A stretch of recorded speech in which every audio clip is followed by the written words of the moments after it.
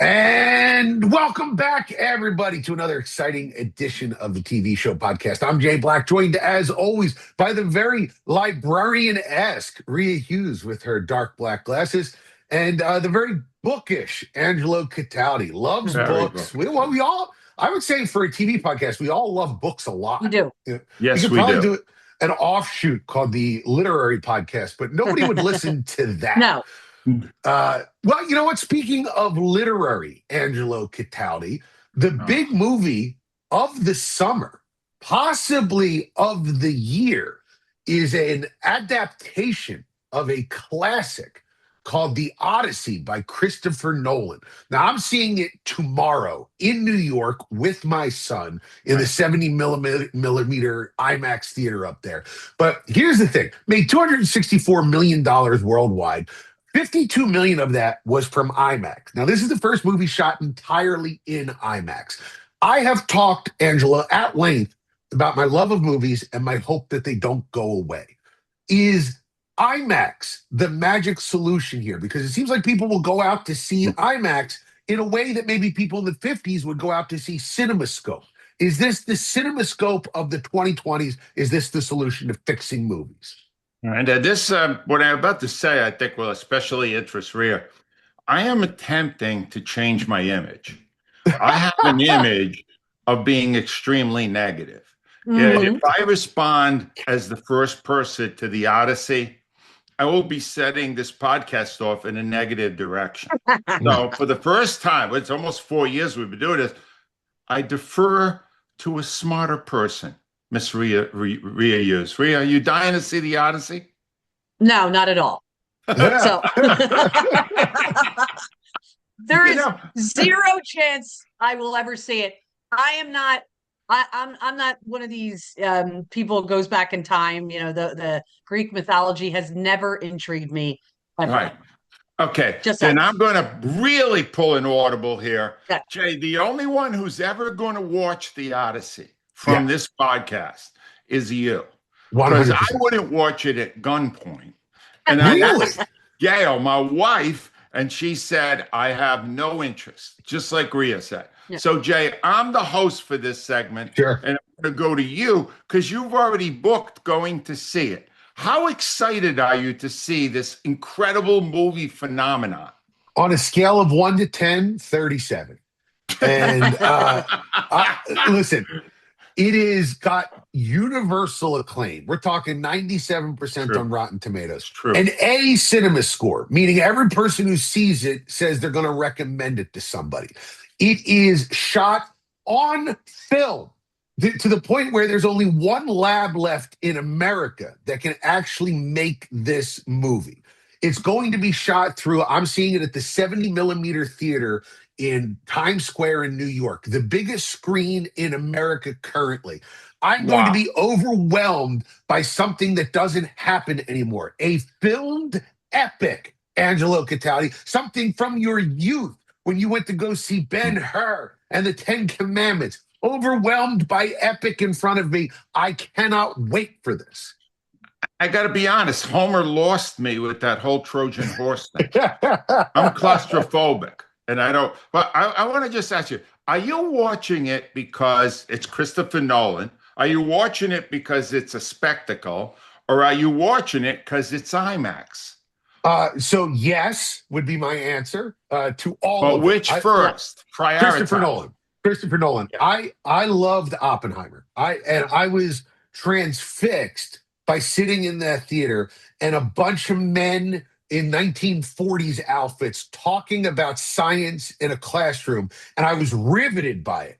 It's 3 hours of politics and particle physics, and it made it into something that you couldn't take your eyes off of. There are very few human beings on the planet that can even talk about that stuff and be compelling, let alone turn it into a narrative. So the fact that he's working with the oldest poem that mankind has, the first epic, or one of the first epics, I can't wait to see what he does with it. And I have to imagine all of the talk about it is because he delivers, and I can't wait to see it. I will say this. I have never seen Matt Damon stump for a movie Yeah. more than I and he's listen, right. he comes across as incredibly likable. I mean, there's really nothing about him that is not likable, but I don't think, and then somebody mentioned it. So I don't, Jay, if I don't like, is it him and Ryan Gosling that are going to be battling it out for the Oscar for Best I think Actor? so.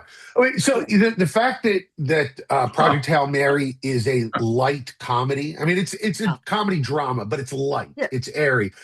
I don't think Oscar likes to give Gotcha. to people that give you a crowd pleasing performance so much. The fact that Why? It was fun. I All right, agree with I need you. to get in here. It wasn't my idea. Gail said, I'm reading the book Project Hail Mary, and I think I would like to watch the film. So Rhea said she watched it twice, all Yeah. the I'm way up to 3 times. 3 times.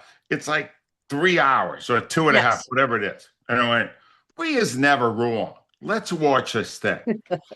This thing is El Stinko. Oh, You're you're wrong. wrong, It's Angelo. awful. You're wrong. We couldn't get through it. And I was saying to my wife, no, you don't understand. Rhea watched it twice. I didn't know it was 3 times. How can we not get through an hour of it? She said, it's not that good. You just don't like agree. aliens, Angelo. You Yes. just get mad when aliens show up. That's Hey, wait a minute. your I'm issue. sorry.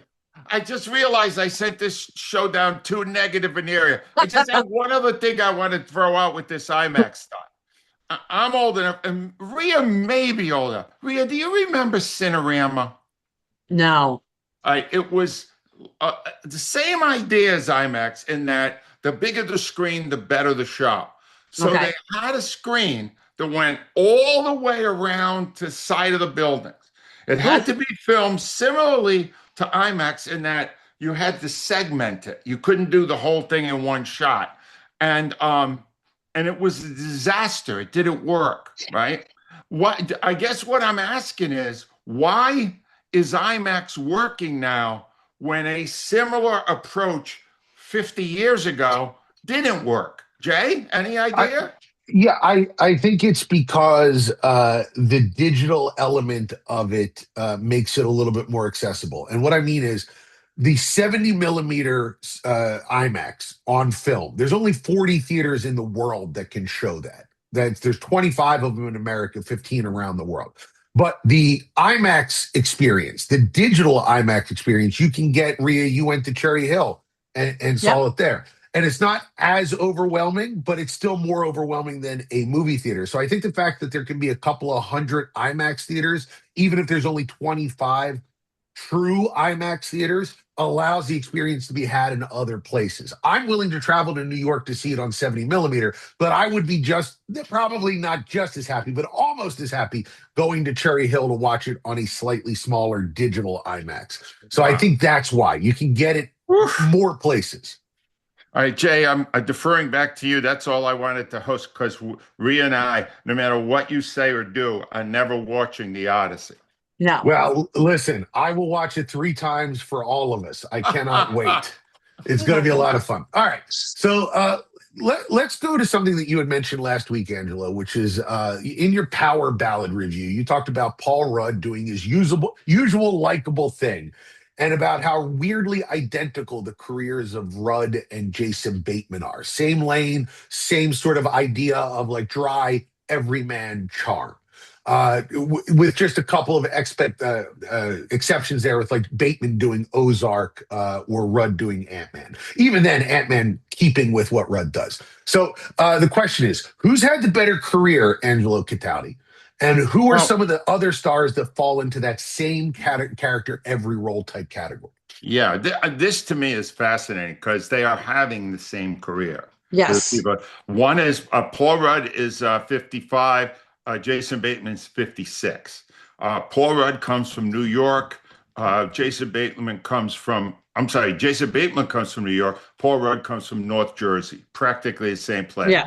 Rudd is 5'10", Bateman is 5'11". Yes. They're the same age. They're good-looking white guys getting lots of rom-com kind of things, and essentially they are playing the same character in almost every movie. You did mention a couple of outliers, but most of the time it's playing the same character, and the characters they play in every movie are interchangeable.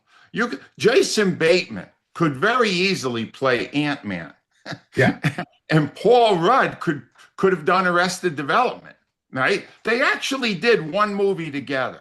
It was called The X in 2008. Oh, really? And it got an 18 Ugh. on Rotten Tomatoes. Wow. So it was the stink bomb, all right? But the bottom line is, it's very weird that things like this happen. And there are others, but I just want to mention first, Power Ballad is a great movie. It's a great movie. You will love that movie. And the last project that Bateman did was DTF St. Louis, right, which was a terrific show. So I guess the point here is there's enough work for that kind of character so that you can employ more than just one guy to play it. You know, Ryan Reynolds plays stuff like that a lot of the time. Yeah. I'm just curious, Rhea, what do you think of that? Ryan Reynolds is more smarmy. It's even crazier how similar they are. They've both done like 100 TV and movie things together. They both almost had, Paul Rudd, 24 hits, 15 by Bateman, and their net worth is around the same. 70 for Rudd, 60 for Bateman. So I was blown away by how, and I believe they've both been married to the same person for like 20 years. So wow. Another person I thought of was Vince Vaughn. I think he plays the same character.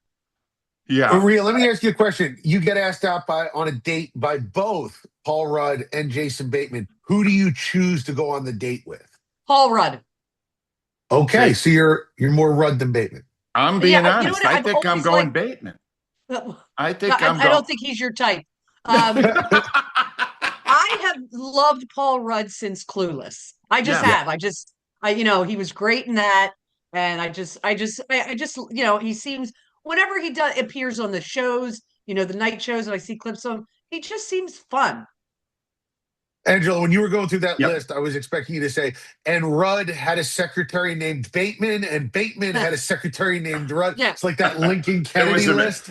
Yeah. She found more comparisons, but let me give you a few of these other guys that only play one character. Now, he's got a new project out now that I have heard is stinky, is bad. Will Ferrell.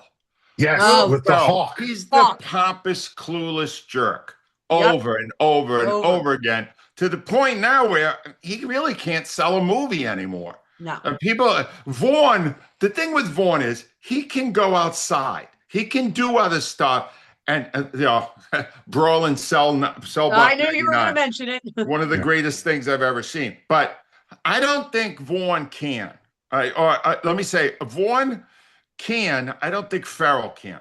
Seth Rogen, same thing. Yeah. Over the top, nervous, but he's great. I mean, The Studio is a fantastic project, and he's playing himself. Jesse Eisenberg.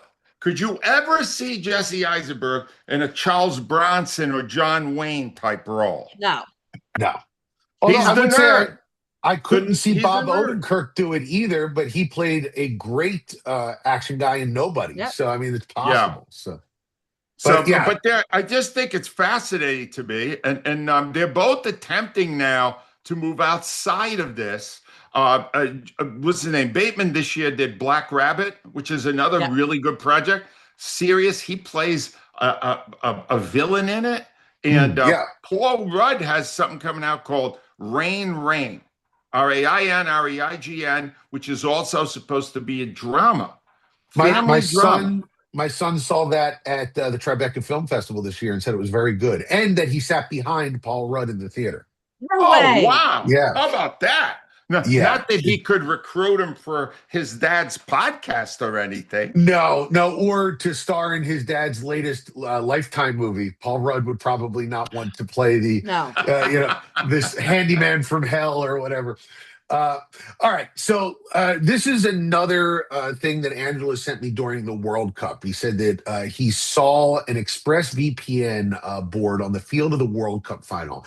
And Angelo, I'm shocked. Rhea, this is shocking to me that Angelo's about to give us a tech demo. Did you ever think in a million years, Rhea, that Angelo would be like, let me get out the whiteboard and walk you through how VPNs work? This is how much the man loves television. So, Angelo, I'm not familiar with him. I know Rhea isn't. Tell us about VPNs. Well, here's the thing. I've had one on and off for about 4 or 5 years. All right. And they're designed to offer additional security. When you have a VPN in, you can literally check in from any country in the world. Right now, I think, where is the clock right now, Rhea? Is He's he in Sydney, Australia. He's in Australia. I can go to Australia with one click, and then I can access anything that is available in Australia that might not be available elsewhere. Now, that is not the original premise, because originally people were saying these things were illegal because I thought they were. you can't trick the internet into thinking that you're in Bulgaria if you're in Boston. It's just but it ended up them never being illegal, to the point that they literally, this is the biggest thing I've seen so far at the World Cup final, those digital ads that run along the side of the field, it said ExpressVPN on it. And I went, wow, they can advertise now? That's how mainstream they are? Here's what I could tell you. They are amazing. And the amount you have to pay is so minimal. It does provide you with great security. Hackers don't know where you are. Nobody can find you. Your IPS address is completely private. And that's good. But that's not the real reason I got it. I went just to check, Jay, because this came up a week or two ago, and I forgot. We were talking about the movie Cocoon. Yes. Which is not available in the world. And then I researched it, said there's one exception, Japan. Yesterday, on my NordVPN, Nord's a really good one, I went to Tokyo. And from Tokyo, I easily accessed Cocoon. Wow. Now, I should warn you that it might have like Japanese subtitles. That's fine. Yeah. Ignore them. Don Amici is just as eloquent in Japanese as he. Oh my God. I'm telling you, it works. If there's something you're dying to see, remember when Wentworth went off, you couldn't get it anywhere for a while? It was still available in Australia. If you wanted to see it, see, you got to explore a little, but now there are like special places you could go, websites that show you where you can go, which country, to see something that's not available here. And I'm super excited about this because I looked, Yeah. I wanted to look up what we were talking about. And there's a lot of times I'm looking for a new British show and it's not available here in the US yet. Yes. So I am absolutely getting a VPN so that I can watch all these. Rhea, I'm telling you, we will get previews of British shows before anybody's seeing them in our country. That's awesome. VPNs are fantastic. And now, apparently, since they're advertising at the World Cup, I guess they're okay for everybody. Angelo, you know what I'm hearing? I'm hearing that a VPN should come aboard and sponsor this show, is what I'm hearing. I'm on Nord. Where are you, my friends? I'm a loyal customer. So, and that's the thing. We got Nord maybe coming on board, but we already have somebody who is just as good, if you ask me, as any VPN, which is our good friend, Steven Singer. Can you tell me about Steven Singer, Angelo Cataldi? I certainly can. I want to do it in the context of advertising today because we're talking about VPN being right there on the World Cup. Steven Singer, let me tell you how smart he is. All right. This is a long time ago, like 30 years ago. Steven is just trying to get a toehold in the market. So we somehow along the way, I don't remember exactly how we stumbled on him, but we got to know him. And then he advertised on our show, and then we did a whole bunch of stuff with him. But we weren't number one. No. Steven Singer befriended Howard Stern. Yeah. And Steven Singer was a regular on Howard Stern's show. Because Steven Singer understands something. If you have something great to advertise, all you got to do is advertise. Get the word out any way you can, in any way you can. And then people will come to your store and they'll find out you weren't lying, that this is the way you're supposed to sell jewelry. Fair price, right on the tag, no negotiating, great stuff. And that's how it all worked. Steven knew before anybody, the thing you needed first is to get the word out that you're doing it better than the other guys. And he's doing it 100%. better and different. I have like the prettiest necklace. So check this out. Nice. So it's called the Elise. It's emerald and diamonds. It is absolutely beautiful. I think the price on there, it's $1,500. But I mean, it is, I just saw it. I said, I've never seen anything like that. So it's called the Elise. Very Rhea, beautiful. that goes with the blonde hair. That's a great, It goes with the redhead too, just to say. It does. I think I better get in the car. Anyway, it's the other quarter of Eight the Wall that now also Newtown, new place in Newtown. He's the best. Steven Singer Jewelers. And you no longer advertising on Howard Stern. Did you see that Howard Stern dropped 12 people from his staff? Yeah, I know. 1 day a week. I'm kicking myself for retiring. I should have just said I would do 1 3-hour show a week. And still get millions and millions and millions, like 100 million or something. Rhea, I should have negotiated that. See, you're a bad negotiator. Too late now. What does Sirius not have in the wings that they're paying Howard Stern to do 3 hours a week and giving him 2 channels? I'm sorry. I love Stern. I wrote for Stern. Stern is a shell to come on for 1 3. Just do a podcast. Don't come on and steal money from your employer. It's crazy. I'm not ripping him. This is Jay Black doing it. He also rips President Trump, just so you know.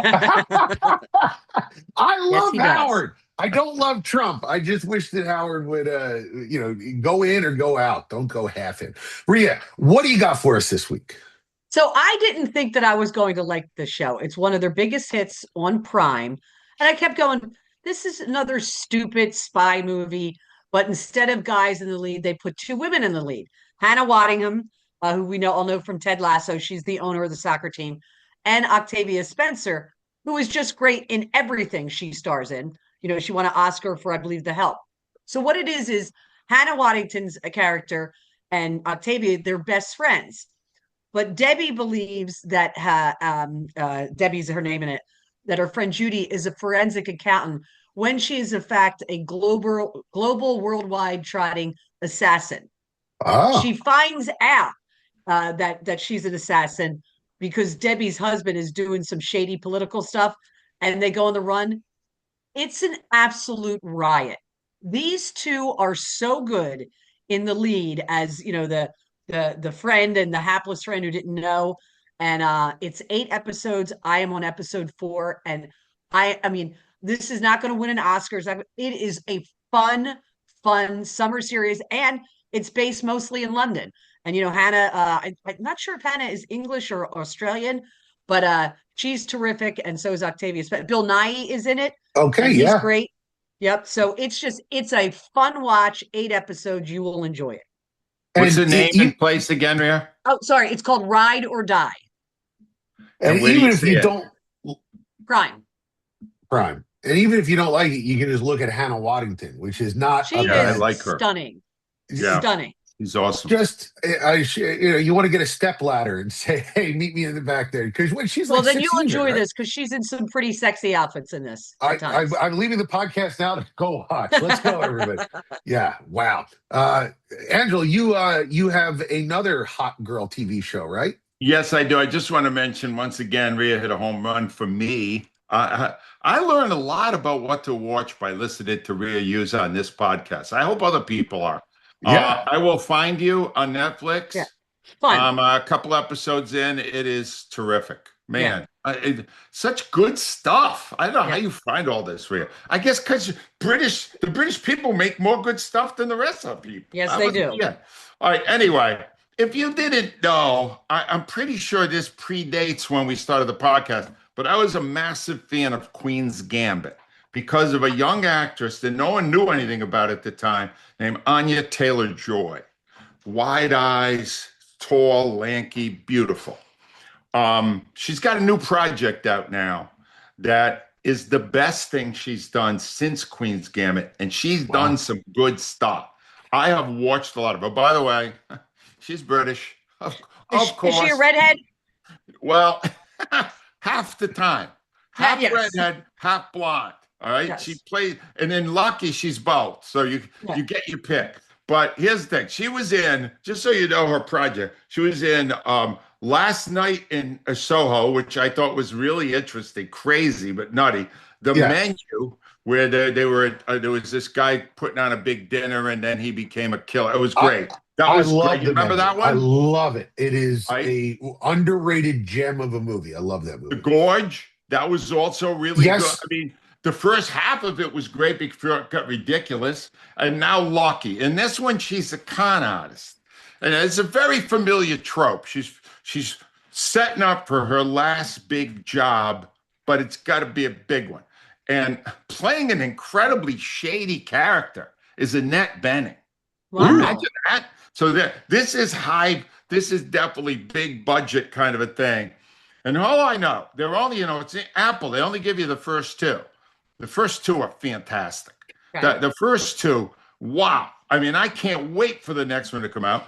It's got a 77 among the critics, right in the middle, but only a 61 for the audience, which I'm Wow. not picking up why that is, but I think it's terrific. And she's just, that woman, I could, if she was just standing there for an hour, I would watch it. Rhea, That's creepy and stalkerish. All right, But, that's what am I to say? one other thing.